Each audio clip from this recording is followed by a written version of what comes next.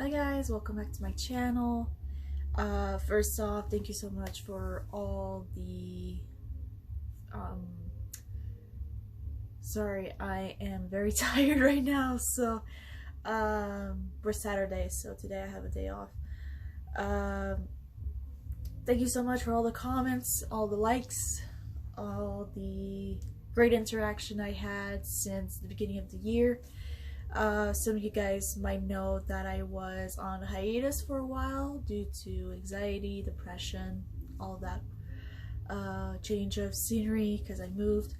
Anyway, I did a stream last week about what happened and why I decided to move and why I decided to change a few things in my life. But today that is not what I'm going to be talking about. Today I'm going to be talking about someone that is important to me. And a lot of people would be like, oh, you're going to talk about your boyfriend. That's going to be a separate video that I'm going to do. But the person I want to talk about is a guy that's been very important in my life over the last few years, who sadly passed away in 2018. And today's his birthday, February 22nd. His name is James. James Renald. He's Canadian, and he's a singer-songwriter that was very popular in the 90s by a group named Sky, which was a duo of James and another guy called Antoine Sicotte, who's from Quebec. And the two of them made an album called Piece of Paradise, which is like one of my favorite albums of all time. It's an album that is R&B, pop, a little bit of rock, just very smooth, very chill. I talk about it and I have goosebumps, or maybe because I'm cold. That could help too, but that album is amazing. They have pop tracks like Some Kind of Wonderful, a love song that's been very popular here in Canada. We still hear it on the radio. 102.7 FM in Hornpain,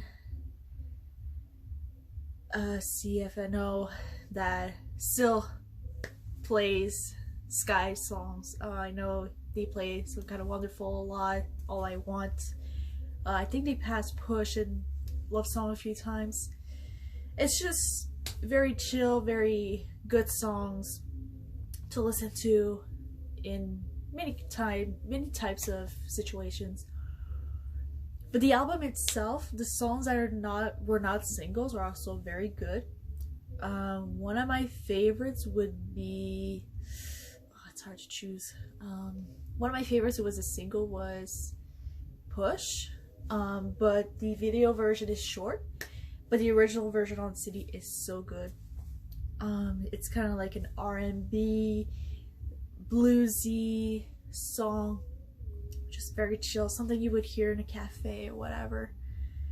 A song that was not a single but was one of my favorites would be, oh geez, so hard to choose. I think I'm gonna go with Dreaming, that was a song that was not on the first version of the album, because they released Piece of Paradise in Canada first in 1998. And then they released, no, 1999, sorry. One of the singles was in 98. The first version of the album was released in 99 here in Canada. And then it came out in the United States, and I believe also in Japan and Europe, with a different set list with 2 new songs. And then Canada were like, well, we're all going to take those songs, like the first album and the 2 extras, and put it on the second version. So they released that maybe around July or August, something like that. I have the second version. Wait, do I? Yes, I have the second version with the 2 extra songs. The Canadian version, which is a different artwork. And I also have the American version, which is a different setlist with a different type of artwork. Very different. Kind of like blue colors. Canadian version's more orange. I love both albums.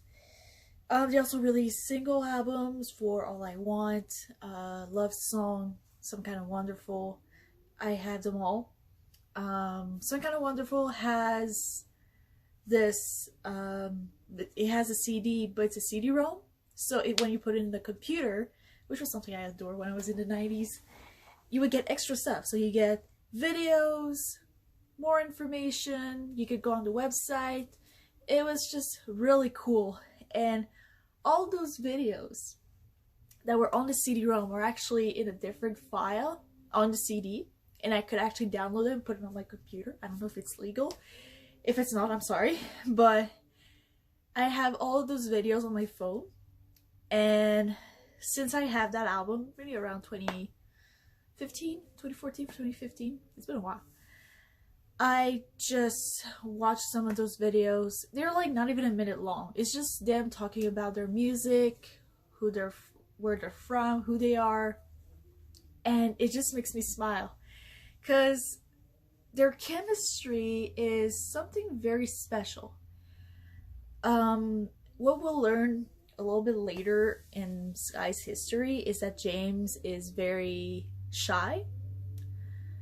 And a lot of people make fun of him because anxiety and depression due to with shyness in it was sort of not talked about. I'm not gonna say taboo. Depression was kind of taboo, but not anxiety, because it was more like, oh, you're down, just move on. But today we know a little bit more about his story. Still a lot of stuff we don't know about, but anyway. And their chemistry was very special because Tony is very outgoing, just all there, very in your face, and James is totally the opposite. Like, he'll just back up a little bit, just listen, kind of like me. And the way they interacted was so funny because they were like, not fight, but like bicker a little bit. But that's how their relationship was, and to me it's kind of funny. One of my favorite videos of that CD is when they're talking about the Sky name, how they got it, and they're just like bickering of where actually they found it. So James is like, it's on the subway, and then Tony's like, no, it's on the sideway, and then they're just like trying to actually get the name, like how they actually got the story right. They still didn't have it. Oh well. But all I know is that it's James who found the name and showed it to Tony, and they kept it. So the album did very well. I know that when I was watching Hit List on YTV, which is like such a big thing when I was younger, they would always show Sky videos, and it made me so happy. I was in awe. I was in love with James. He's just this the boy next door guy. He had short hair, he had bleached blonde hair. At some point he had blue hair, which I heard that there was a story behind it where it actually leaked on him. That happened to me too. I know how it feels. It sucks. But so he was just my type of guy. One of my first crushes when I was younger, I had a few crushes. I had like Steve from Blue's Clues. Who else I had? I had James. I think there was a singer of Projet Orange, Jacques Savoie, kind of the same guy, like spiky, bleach hair. But James was just like very different.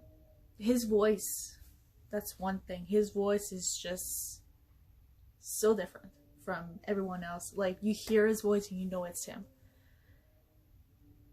And it just made me feel something inside, kind of like, not squeamish, but like the tingling feeling, like when you have butterflies.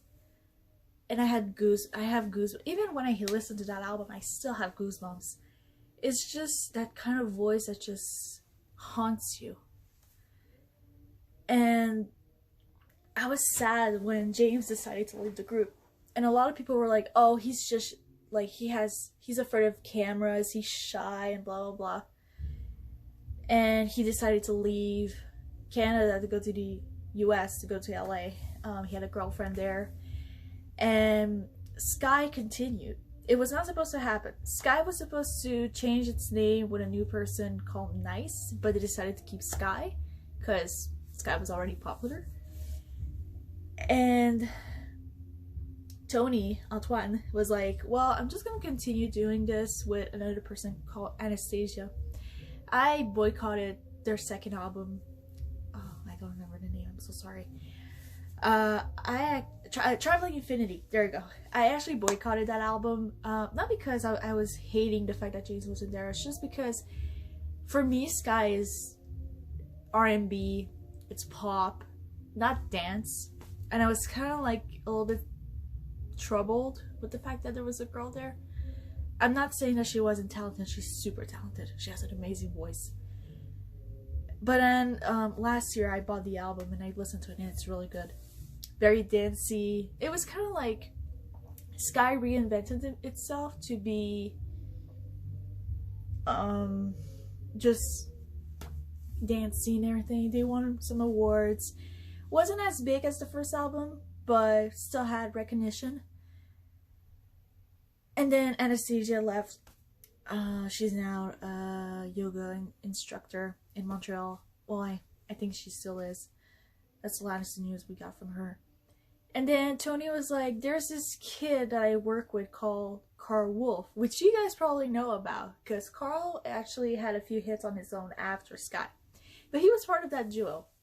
And they did a song called Dedication, which is one of my favorite songs. It's so good. I do have the album called Picture Perfect. And it's just a good album. It's poppy. At the time, there was this thing called Star Academy, which kind of like The Voice or American Idol. And the production was made by Tony. And I just remember the same type of music. I actually love Star Academy. So I was like, well, I'm gonna just listen to that album, that song. Every time it passed on the radio or on TV, I would just listen to it. It was really good. And then Sky just disbanded and Tony continued his producing career for a while, and then he became a chef. Very well-known chef. I watch his TV shows. He's so good. I love his recipes. And then Carl had his career on his own, still very popular. But a lot of people were asking where was James? What happened to him? And something I discovered a few years ago, which kind of still haunts me, is that James produced songs that I love and I didn't know he wrote them. One example is the singer Mandy Moore, who was popular in the 2000s for her voice.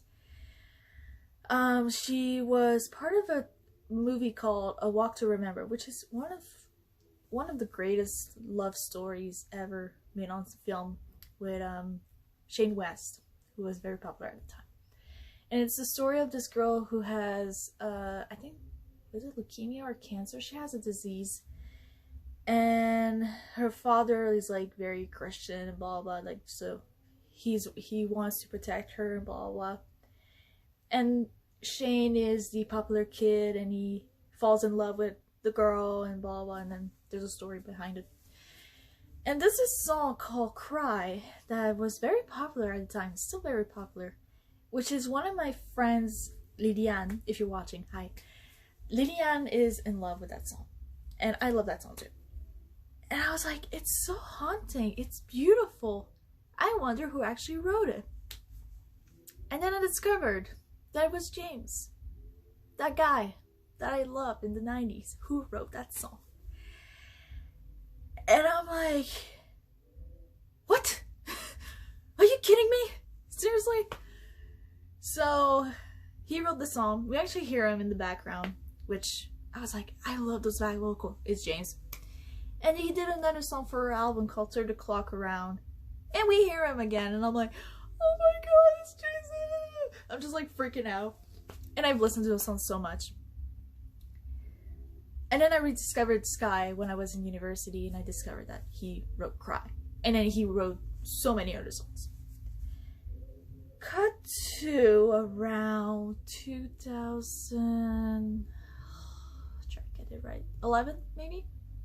2011, he writes the soundtrack of a movie called Answer This, which I still want to see. I can't find it anywhere.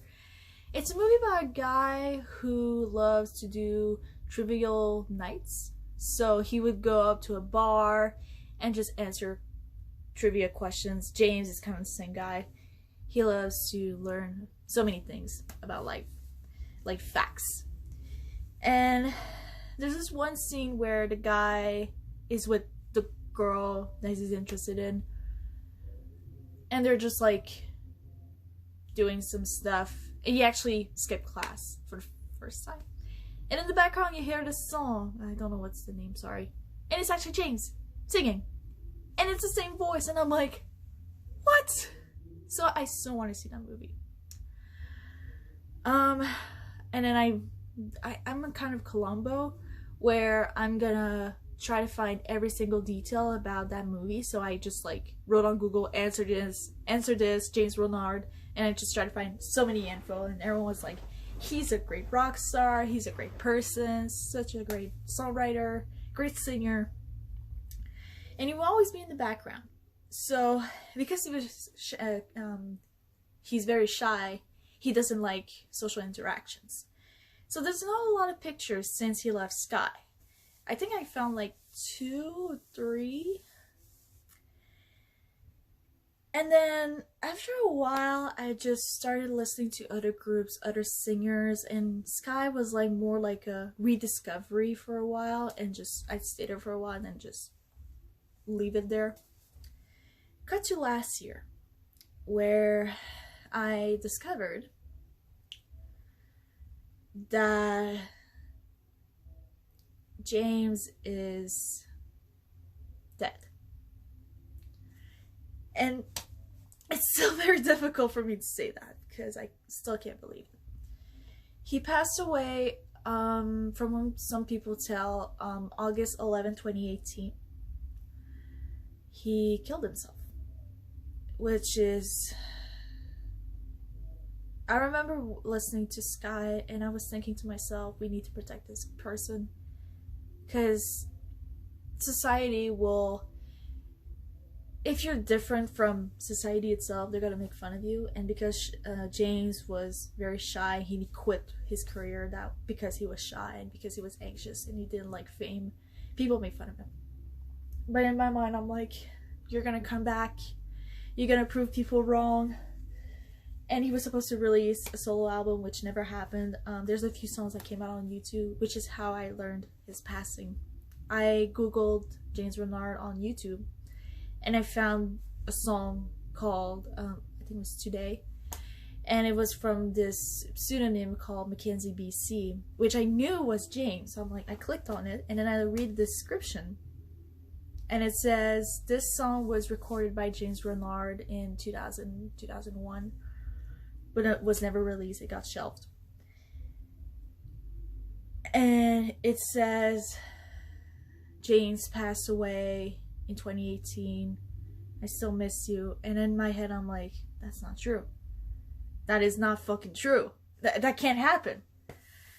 I go on Google and then I find articles from like, I don't know, 7 to 8 months later, where they actually say James passed away, and saying that the reason why they didn't know about his passing is because the family kept it private, because James is a very private person. And I think it was his sister that came out on social media saying, Jimmy, who was his nickname, passed away. We miss you, buddy. And Tony Antoine, who was his partner in Sky, did a few interviews about it. And he talked about how James was troubled, mysterious, a person who liked weed, which is something that doesn't work in my brain, but oh well. Because I always thought that James was very, like, picture perfect, like, virgin wise. I'm not gonna say virgin wise, but like, very innocent. Like, I wouldn't think that James would actually try drugs, but he probably did. And then there's a few pictures that came out afterwards, one by Daniel Powter, I hope I said your name right, who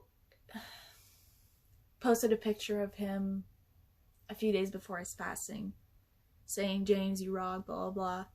And then the picture came back and was like, I miss you, buddy, and blah, blah, blah. And then I'm like, my thought on his death is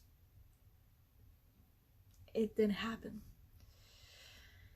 Since his passing, I've been listening religiously to Piece of Paradise. I rediscovered the album in a totally different way. And to this day, he's still alive. He's still with us. I'm looking when I go on a train or on a bus and I see someone like him, I'm thinking it's him. Because for me, he's not dead. He's not gone. He didn't do this. I made a lot of videos on my channel about suicide and depression and anxiety, saying if you need help, go seek help. But then yesterday, in preparation of this video, I stumbled on an article about James, and it was saying that his anxiety came from his family, where his family has been had some type of thing that makes them anxious. I'm carefully choosing my words because I don't want to say anything wrong, but you can actually pass that to your kids. And the fact that James always had that, and even when we say if you need help, get help, I'm sure he did. I'm sure he did get some help. But it wasn't enough. Because unlike some diseases, anxiety and depression cannot be fully conquered. The reason why I say this, and maybe some people will disagree with me, but the reason why I say this is in my personal experience with terrible mental health, it always comes back. Like, you can take medication, you can change your lifestyle, but if it's part of you, like, I'm the type of person who's very introvert. I do those videos for fun. I do those videos to get me out and share my passion with you guys. But when I took my hiatus, it was very hard for me to show my face. It was very difficult to show myself. And now I can actually say that I know what James felt. Because it's where when you hate life and you hate yourself and you hate the perspective that you have of yourself, that you're actually thinking about taking your own life.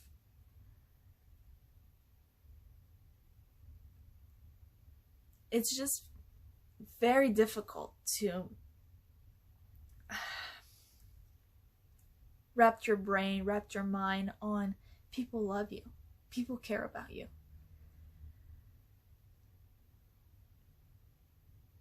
So if I actually take longer to talk about that, I'm gonna start crying. But today is James's birthday.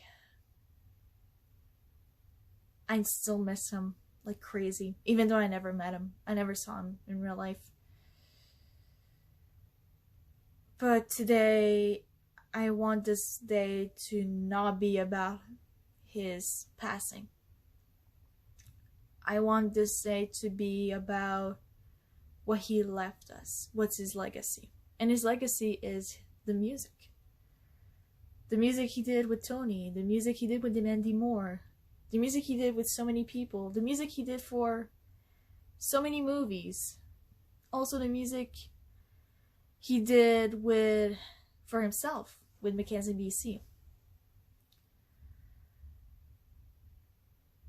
And also, I want people to remember him not as a person who was shy, but I want people to remember him as someone who conquered his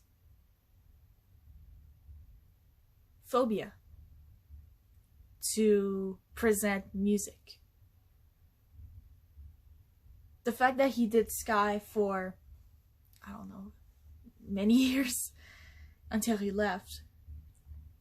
The fact that he went at the Much Music Video Awards to perform one song, that was a really big deal for him. The fact that he did music videos, the fact that he did interviews, video interviews, radio interviews, the fact that he traveled with his friend Tony. He did this for us because he knew that there would be people listening to him. So my goal today is to not only remember James as a human being, because people like that exist, and I believe I'm one of them, where anxiety just kicks in. But I want you guys to go take a listen to his voice. Go take a listen to his music. Go take a look at what type of person he was. And I'm going to be putting links in the description of this video so you guys can actually check it out. I talked to some people who were actually fans of Sky at the time, and mostly none of them knew about James's passing. So I was the one who had to break the news to them, and it was very difficult for them too, because they loved James like crazy. So to whoever's going to be watching this video, whether it's my subscribers, whether it's strangers, whether it's people who actually knew James, if it's Tony, if it's his family, friends, anyone who's watching, I want you guys to remember James as a one-of-a-kind person, and we'll never ever have someone like that again.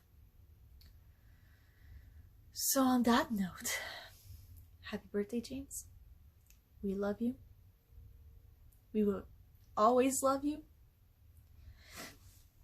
And you did awesome in your life. And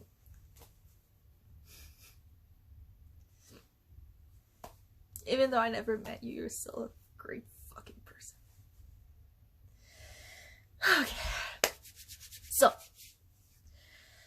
I'm gonna be doing another video soon about someone else. That means a lot to me. Also, I'll be doing other dance covers because this week I was kind of motivated to do something, which was not planned. I didn't do a vlog for my dance class that I had with Encore Dance Crew, but I had an amazing time. Video supposed to come out soon of how it went. We were like 10 people. It was great. But I'll be posting on my Facebook page, which I'm going to put in my description. And on that note, I love you all. Thanks for supporting. And today, let's make James Renald Day. I love you all, and thanks for watching.